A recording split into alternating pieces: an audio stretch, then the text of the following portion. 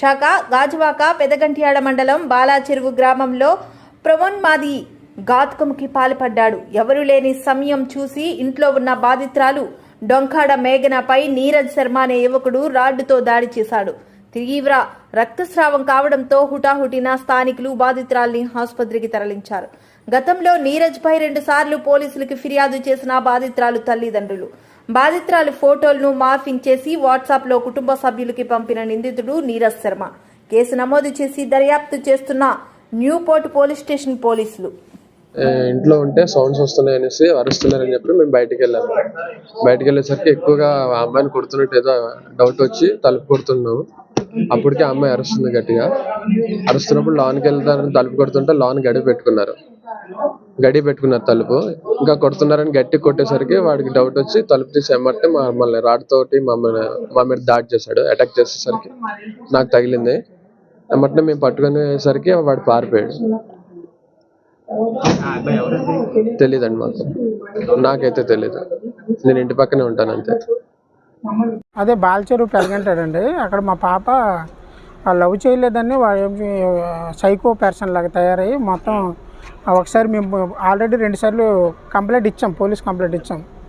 వెళ్తే అక్కడ నుండి తర్వాత ఆయన సైబర్ క్రైమ్కి కూడా మేము అక్కడ నుండి వెళ్ళాం. అంటే బూత్ బొమ్మలు అంటే పోర్న్ వీడియోస్ మార్పింగ్ చేసేసి మా రిలేటివ్స్ అందరికీ పెట్టడం వల్ల బాగా స్ట్రెస్ అయిపోయింది పాప. ఆ తర్వాత అక్కడ నుండి మేము పోలీస్ స్టేషన్ కంప్లైంట్ ఇచ్చిన తర్వాత ఎస్ఐ గారు కూడా మాట్లాడినా కూడా తర్వాత ఆయన మళ్ళీ ఇప్పుడు వచ్చేసి చంపేయడానికి ప్రయత్నం చేశాడు. మొత్తం అంతకుముందు పరిచయం ఉందండి. లవ్ చేస్తానని చెప్పేసి హరాస్మెంట్ చేశాడు. తనైతే నేను లవ్ చేయను నువ్వు అని చెప్పిన తర్వాత కూడా ఆయన ఇబ్బంది పెడుతూ బూత్ బొమ్మలు అన్నీ అందరికీ రిలేటివ్స్ అందరికీ పంపించి ఇబ్బంది పెట్టి హరాస్మెంట్ చేశారండి. మాకు ఇది ఒక 8 months 12 months అదే స్టేషన్ కంప్లైంట్ 2 సార్లు ఇచ్చాము. మార్పింగ్ చేసి అంటే పోర్న్ వీడియోస్ ఉంటాయి కదా, అందులో తను వేరే వాళ్ళతో ఇచ్చేస్తున్నట్టు అలా కూడా పెట్టాడు సార్. ఈరోజు మేము జస్ట్ వెనక్కి డ్వాక్రా వాళ్ళు మాకు పిలిస్తే వెళ్తే డోర్ వేసుకోమని చెప్పాము. వేసుకున్న తర్వాత ఇంకా ఆ డోర్ కొట్టాడంట. కొట్టిన తర్వాత లోపలికి వచ్చేసి ఇంకా రాడ్తో మొత్తం తలంతా కొట్టేశాడు. ఇదంతా 30 కుట్లు ఎన్నో పడ్డాయి. ఇప్పుడు స్కానింగ్ తీశారు. బ్రెయిన్కి ఎలాగుంటుంది ఏంటో తెలియదు.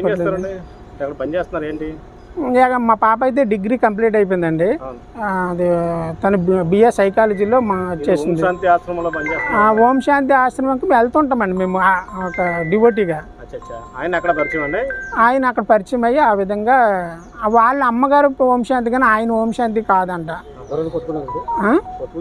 అది పట్టుకోవడానికి ఇప్పుడు పోలీసులు అన్ని టీములు తిరుగుతున్నాయి కానీ ఇంకా దొరకలేదు. మాకు కొద్దిగా న్యాయం జరగాలని కోరుకుంటున్నాం. ఎందుకంటే ఆయన నుండి థ్రెడ్ అయితే ఉంది మాకు. 2 సార్లు కంప్లైంట్ ఇచ్చాం. తర్వాత సైబర్ క్రైమ్కి ఇచ్చాం. అయినా మాకు ఇప్పుడు ఇలా జరిగింది. మరి నెక్స్ట్ ఏం జరుగుతుందో మాకైతే చాలా భయంగా ఉంది. నిన్న ఫాదర్